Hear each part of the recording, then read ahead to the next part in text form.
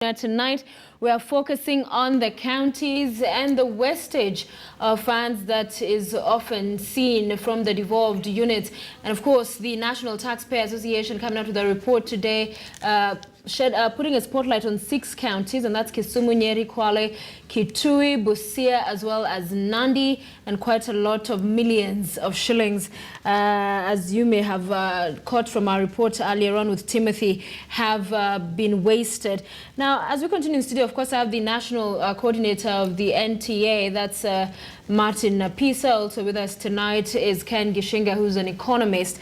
Gentlemen, we're talking about the Auditor General before we went on break. He was there, and that office is basically supposed to be ensuring those checks and balances are working. So at the county level, how does that translate? Does he have officials there? Are they working? Are they people you're able to interact with as well when you're conducting this study? As National Taxpayers Association, we partner with oversight institutions. Mm-hmm. We've worked with the EACC, we've worked with Control Budget, we've worked with the Auditor General's Office and other oversight institutions that we, like Kenya National Commission on Human Rights. And why we do that is because we also want to share information. So in this particular assessment, we've actually started by forming those partnerships with the oversight institution and the counties, because we thought that for us to be able to make an impact, we need a local redress mechanisms. You realize that when you talk about corruption cases in Kenya, there are so many that EACC cannot be able to deal with all of them. So we thought that if we centralize the war against corruption, that will be the best way of winning this corruption cases in terms of our funds.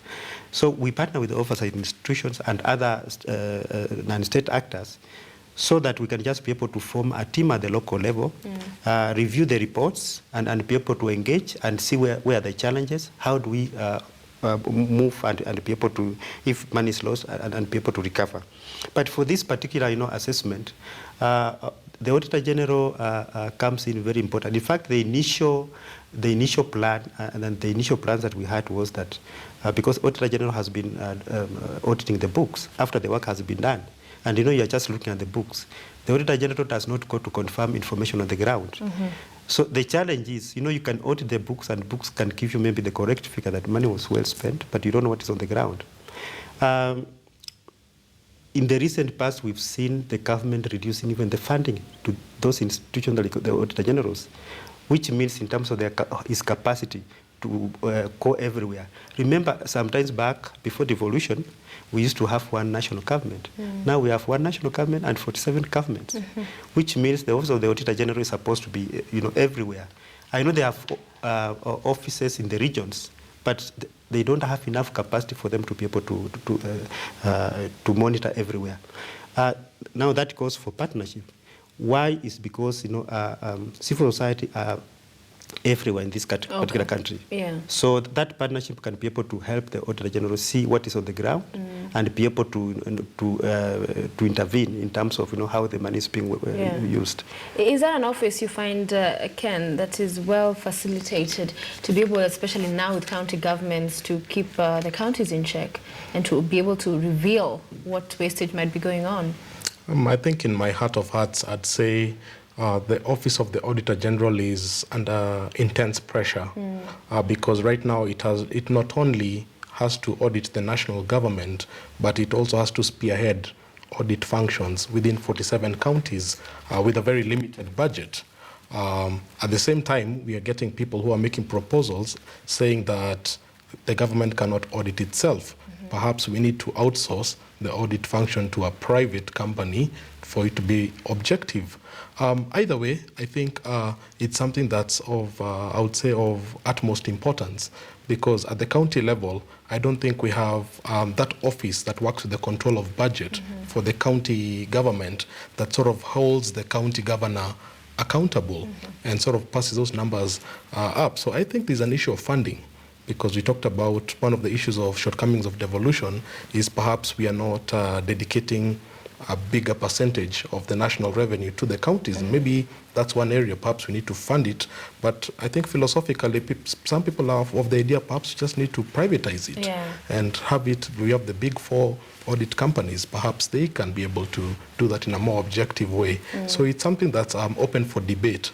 But at the end of the day, if we are seeing huge public wastage and there's no recourse, I think it's something that will continue to be a major source of pain for the taxpayer. And one of the challenges you faced was access to information, and that is one we've seen raised even before, that when queries on spending have been raised even by the Senate on the governors themselves, there's been a little bit of push and pull, and as far as their supremacy was, saying they should not be summoned to come and answer to certain questions. So even that, to be able to get information, to access it, so that then to come up with a report such as this, in and of itself, is an issue. Access to information is a very big issue. The way the count are constituted currently, of course we can say maybe they just came into the office a few years ago, about 3 years ago.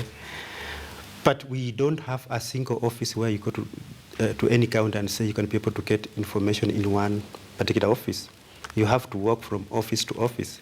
And even when you walk from office to office, in some counties you find conflicting information. For example, you get from this particular department information relating to the same project that are totally different. So sometimes you are judging which is the correct information for you to be able to use. When you look at our reports, actually we have created a category that we are calling H. H is a category where we have placed all the projects that have conflicting information or not adequate information for us to comprehensively analyze and be able to categorize. And there's quite a number of projects.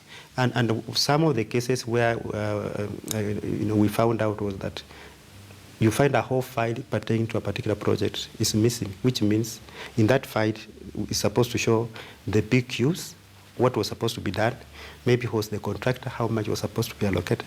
So if you find a whole file missing regarding to a particular project, it means that there's that information gap. You cannot be able to audit such like a project. Right. So access to information is so bad to an extent that sometimes you find a project on the ground being done, but you don't even find a signpost showing that this so particular project. Knows, so no one will ask questions. Yeah, being done by who and is costing how much. So that is serious enough. Why should a county or why should any person who is implementing the project that's using public resources fail to put something as simple as a signpost to show that? Yes. So let's talk about the most important stakeholder here, and it's the Kenyan people, the taxpayers. So we've seen those in Nyeri take matters in their own hands and demonstrate with those rats, having come to learn about this plan by their leaders to use money in a way they deem not priority, that there are bigger issues there. So what do you tell people, both of you who are watching at home? Some don't even know, as you've said, because there's no access to information. Largely, it's a challenge. There are those you never even know how money is being misused, wasted, misappropriated. So what's the recourse for the citizenry that this is our hard-earned money, but at the end of the day, a lot of it is leaking out? I think the disappointing part of it is if you ask the typical Kenyan, who is your MCA? What's your area? What's your ward? What's your constituency? Who's your MP? You find a lot of Kenyans would not have a clue on who that is. Right. So that's the initial problem. You don't even know who to approach. Even before you ask them what projects they're having in place. So I think this is an area where the national government and civic society needs to help people first understand where are you based, who are your representatives, what are their contacts, what is the schedule for the budget cycle, who will be the person, when will be the time when we'll have a sort of like a town hall where we interrogate the proposed budget, and who will approve it, when will it be approved, and how will we have, at the end of the budget cycle, when will we have the mechanism to actually see what was budgeted last year was actually accomplished. So I think it's a whole body of work that needs to be concluded. First, it's the people. Who are the people accountable? How do you contact them? what is the budget making cycle, what are the points for That's interjection. public participation as well. Public participation, and that's what the PFM originally was meant to do. And to give credit to the government, it's been able to do it at the national government, where people meet at KICC and they have debates on education and healthcare. But at the county level, at the sub-county level, I still don't see enough of those town hall meetings where the governor comes, the senator comes, the deputy governor comes, and they interrogate project by project. Is this what we really want? I don't think we have that mechanism, and I think we need to sort of like create a mechanism to force those kind of conversations. If they're not going to happen automatically, we need to force them to happen, where even the governor has to be a sign-off. And I think that's what is really needed, because without that kind of public participation, some of the leaders will say, we do have these forums, but citizens don't show up. Many of them say they're busy with their day-to-day jobs. But if you create the forum and people don't show up, then it's a whole different conversation. But those platforms have to be there, even if nobody comes. They have to be there. They have to be communicated to the people in the villages that next week on the 23rd of June, we'll have this meeting. Until you have those, and they have to be also communicated in the local languages. Correct. Because sometimes there's a language issue, because you can have the budget in very fancy economic language. Correct. But if it's taken to the typical, the Maasai on the ground, the Samburu on the ground, person who doesn't even understand Kiswahili, let alone English, then you find they are still, people will come, they'll listen to you, but they won't even have sort of like that kind of deep conversation that the Constitution sort of like anticipated. Okay. So, You agree? I totally agree. And, the way it is, basically when you talk about budget, an ordinary citizen fear those terms. Because it's made out sometimes like it to be a bit too complex. And governments have used those, those budget information, made it so complicated. You hear words like CITP. When you tell an ordinary citizen CITP, what is CITP? That alone can make citizens be able to fear even in terms of participation. So we need to have a way of, making information very simpler for citizens to be able to participate, and then make meaningful participation. For example, sometimes, when people are being called for those particular meetings, Kenya, we are placed to have those vernacular radio stations. Why can't we be able to use them? And counties have all resources for them to be able to use all the mechanisms. They have created structures even at the white level. Why can't they be able to use those structures for them to be able to mobilize? The Constitution is very clear, and I look at the public finance management. It has created a very important forum at the local level that can be able to create that beautiful linkage between the county government and the citizen, the county budget and economic forum. It's a very beautiful forum that if the governors wanted to involve citizens, they can be able to strengthen it, support it, so that it can be used to mobilize people to participate. Okay. And what is making people not participate is, as he said, feedback mechanism. For example, we participated last time. What was able to do? Was done? What was done? What was not done? So it becomes just like a formality where we are participating just for us to give views, and then you don't come back to us and tell us what's happened. So when you've compiled reports like this, 6 counties, and found wastage in some areas and highlighted even the amounts of money, in terms of culpability and accountability, those you find to have been involved in that, are there any recommendations perhaps you make to the EACC to see that they're held to account or brought to book, or does it end at just now Citizens are very powerful if they're given the correct information in a format they understand. And for us, we want to focus on the power of the citizens, that we provide information to the citizens for them to be able to understand what was supposed to be done in their locality. For example, if you don't have a water project and you hear that money that was supposed to be used for your water project has been misappropriated, as a citizen you'll be concerned. And especially if you are provided with figures and things like photos saying about what, of course, if it's a local project, these are the projects that you interact with. So empowering citizens is actually our key approach. Secondly, secondly, we want for us to be able to to partner with key stakeholders at the local level, so that we just have a constructive engagement. Because you can take a case to EACC, but 1 year, 2 years, you don't see anything. What will happen? People will be demoralized and people will not be able to participate. So a local solution is better than even taking to, yeah. Ken, do you think they should be doing more?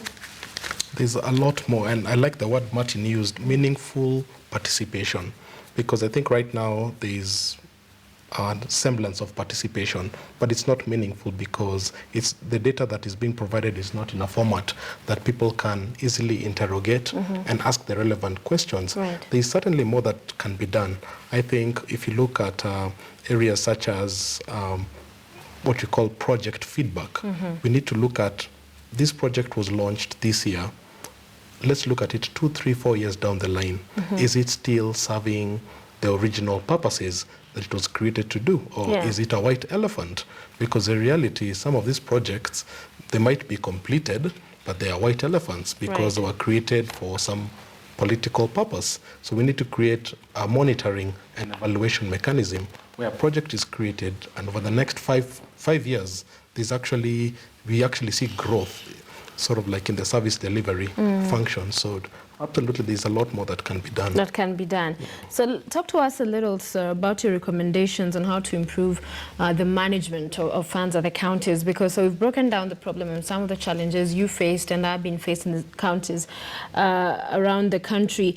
But one of the things I see you highlighting, you talked about access to information, you think that should be streamlined. But what are perhaps one or two of the key areas that you'd say need to be looked at in as far as your recommendations are concerned?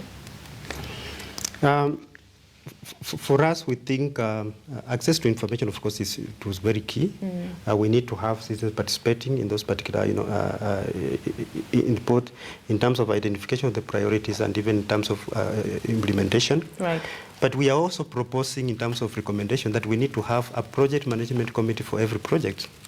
Because the essence of implementing projects is that you are doing it for the citizens. So without that committee, then you are putting away the citizens so that they don't participate. Secondly, the monitoring and evaluation department at the county level, it has to be enhanced. Because we realized cases whereby even the county themselves, if you go to any county and ask them, please show us the information for this particular project, it might be not very clear. Right. For me, I know the people who are concerned, like if, for example, the governor knew all the projects and all the information that he needs for him to be able to check and maybe see that everything is going right, he might not be able to see. So we need M&E framework at the county level.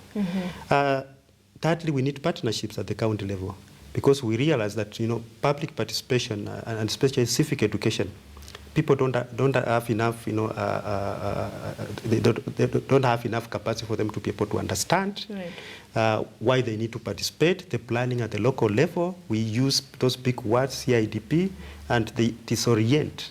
So we need to have those, capacity building of the citizens for them to be able to understand, provide information, and be able to provide those feedback mechanisms whereby, people, the county is able to come to the people and say, this is what we did last year, now we want you to plan for this particular year. It would be very important. Because one of the challenges where we realized when we were doing the assessment was that contractors are actually the biggest mess to the counties. Like when the counties goes direct to the contractors, the contractors feel that, they have the powers to do anything without anybody questioning them. And for me, that, puts off the systems in terms of, their oversight, civilian oversight role. So we need to have a way whereby, contractors are also controlled. Like we've seen the lawyers, for example, they have their professional, association where when an errant, lawyer can be registered. We want to see a situation whereby contractors who are errant in terms of poor implementation can also be registered, and counties cannot maybe engage them in further project implementation. So we want to see that happening. For example, a county having a list of good contractors, so that whenever work is supposed to be done, they go to that particular list. And that can only happen if the counties can be able to partner with other stakeholders so that we we can be able to operationalize such like a framework. All right, so I want to give each of you a chance to give me your last words tonight on the show. But let me first read some of the feedback we're getting tonight. The Twitter poll question we're asking you was whether the National Taxpayers Association, I beg your pardon, report shows grave misappropriation of county government funds. And the question was, can this be tamed? So you have 60% of you saying yes, so at least there's hope. That's a good thing, that 60% of those who polled tonight believe it can be tamed. 27% saying no, and 13% are not sure if it can. And this is just some of what you had to say, a little bit more of your tweets tonight. We have Otsola, I recommend value for money audits in all counties. Corruption is massive in our counties. Nelson, you say, oh, I didn't know that the wastage in my county is that much. Just had about Nyeri. You've written it in a very interesting way. And Michael says graft at county level is a product of failings of many muscular lapses, and the national level are to blame. Prince Wella, we are used to this, and surely we don't know who will come to our rescue as well. So, gentlemen, your last word tonight. I'll begin with you, Ken, because devolution was put in place, you know, it is a good idea that backed all of this, and Kenyans overwhelmingly voting for and endorsing the Constitution were saying, yes, this is the way to go, but challenges have been witnessed. So many in the past have described this as teething problems, but surely teething for how many more years do you expect to see this? Isn't it time that we get it right? It's certainly about time. I think a lot of more Kenyans are a bit getting frustrated that the devolution process is slow and it's not where it should be. At the very beginning, I said devolution was a transformational idea. And I think we need to go back to those founding principles of why did we vote for devolution. And it was to create an equitable share to national resources, promote democratic ideals, promote service delivery. The people at the top need to honor those visions. We need to hold them accountable. Next year we have an election. We need to make sure that the people we put into office actually have met that track record, or we have to replace them. So I think a lot of people sometimes feel they don't have a mechanism to change the system, but we actually do have an electoral mechanism that we can actually implement next year. Right. So I'd urge the viewers to say, aggregate all the data, put your governor on a scorecard, and actually give him the right score and make that decision. And the NTA has empowered them with the information. Briefly, Right. sir, your last word as well. For me, I think there's hope. I want to support the 60% who are saying that, you know... there is hope. Yeah. There's hope. Yeah. Why is because when you look at the amount of money that we are saying that was wasted, it's about 16%. And just learning from the constituency, we started with a lot of wastage. We've seen local authorities wasting a lot of money. And one thing that is very good is that, you know, the county governments have, when you go to them, they are open for such like a discussion. For example, we would not have been able to do such like a report without the support of the county governments or the information we get from them. So it means that they are open to working with stakeholders like NTA, so that, you know, we can be able to provide information to citizens for them to be empowered and be able to monitor. I'm very sure in the coming months or in the coming years, citizens will now be able to see the sense in terms of, you know, just looking at being concerned and looking at what is being done from where they come from.